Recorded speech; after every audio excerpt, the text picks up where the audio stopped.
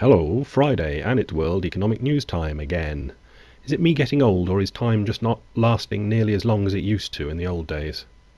Anyway, first chart up is real returns on equity over 5-year period. Averages selected for Asian countries. Return on equity. Put your money in, how much are you getting out? Taiwan, Thailand and Korea, 10% averaged over the last 5 years. Japan, India, 7.5%. Singapore, Australia, Malaysia, about 5%. Indonesia, minus 2%. China, minus 5.6%. Yes. And the comments below says, does this mean that China is the mother of all Ponzi schemes, stroke bubbles? Could well be. And we'll go on to talk about Ponzi schemes. Eve Smith, Naked Capitalism, gives us New Jersey public pension slugfest reporting omits 15 years of governors stealing from workers. That's the headline. If you live in the world according to the mainstream media, the row between state executives and unions is all about, by implication, greedy unions trying to preserve their prerequisites or perquisites when budget realities demand that they suffer. Consider this excerpt from a recent article in the New York Times.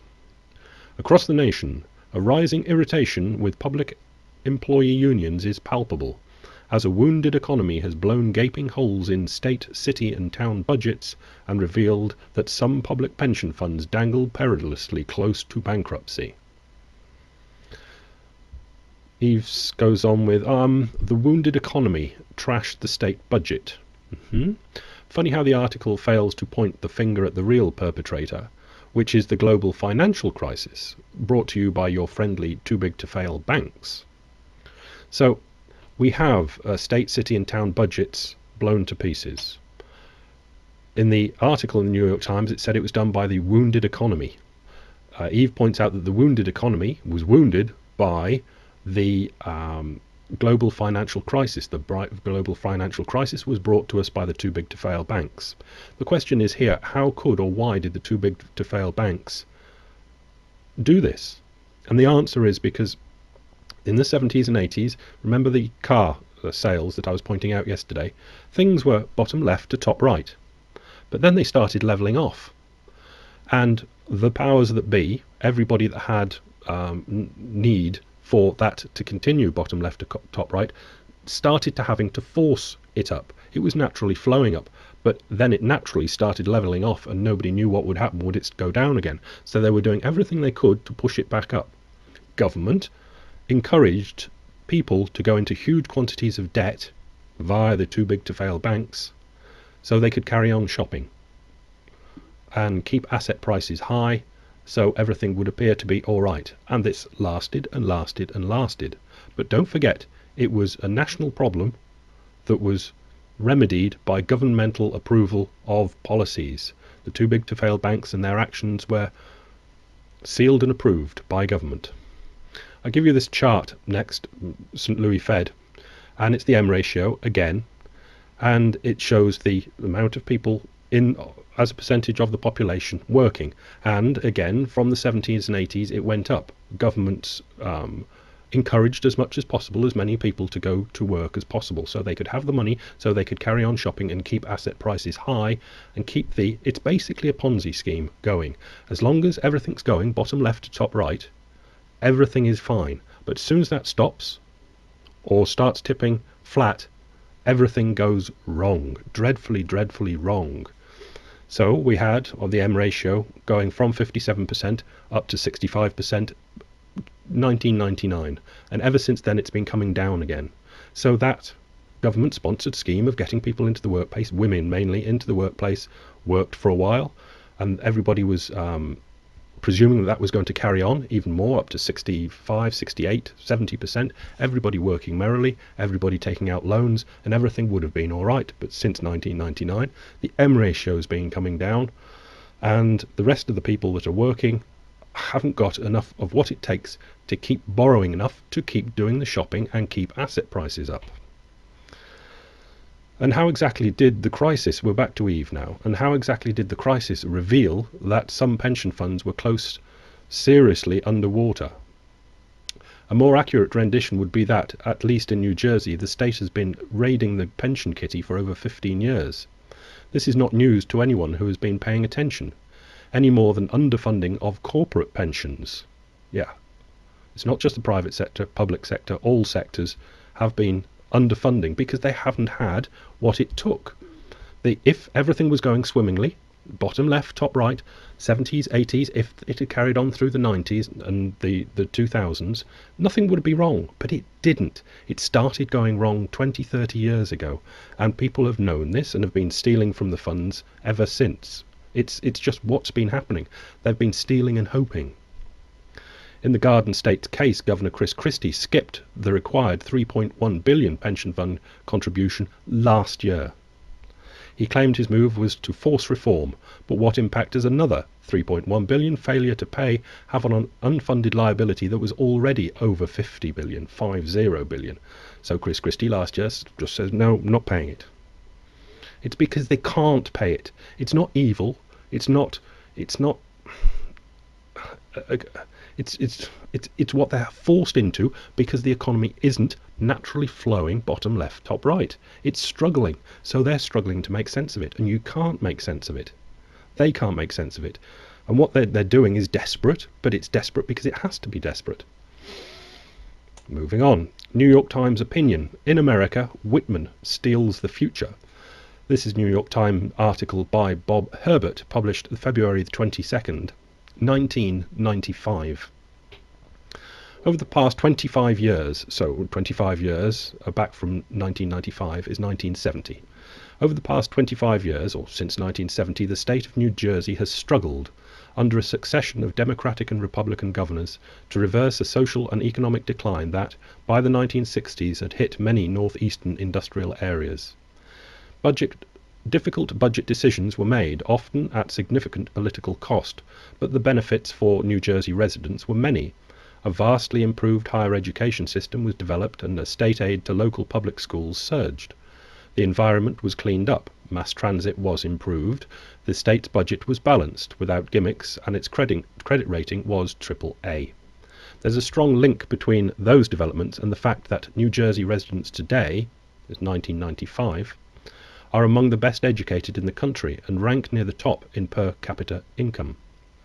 Now many of the gains made over a quarter of a century are in danger of slipping away because the current governor, Christine Todd Whitman, has chosen to finance her political ambitions with a popular, buy now, pay later economic policy that will place a financial stranglehold on future generations of New Jerseyans. That's now. This is best illustrated by Mrs. Whitman's decision to withhold billions of dollars that should be going into the public employee pension funds over the next few years, and using the bulk of that money to balance the state budget. Then, with an audacity that dazzles her supporters and even draws grudging admiration from opponents, Mrs. Whitman smiles and characterizes the withheld funds as savings. Of course they are not savings. Not in any sense of the word. The pension obligations at some point will come due, and future generations will have to meet them. Not only will the money have to be made up, but future taxpayers will be deprived of the income that the money, if properly invested now, would be expected to generate. That was in 1995. But the article is called "In America, Whitman Steals the Future." Over the past 25 years, the state of New Jersey has struggled under a succession of Democratic and Republican governors to reverse a social and economic decline that, by the 1960s, had hit many northeastern industrial areas.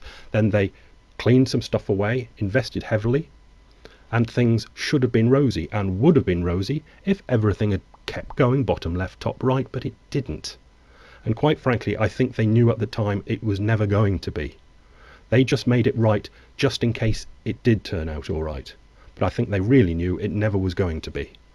And it didn't. So we'll move on to today, and a few facts coming in from the links on the website. You'll get it, Business Insider.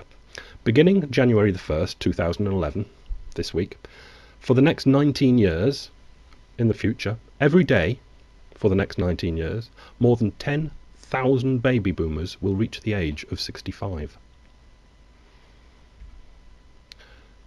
Second little factlet, the 50 states are collectively facing 5.17 trillion in pension obligations, but they have only 1.94 trillion set aside in state pension funds.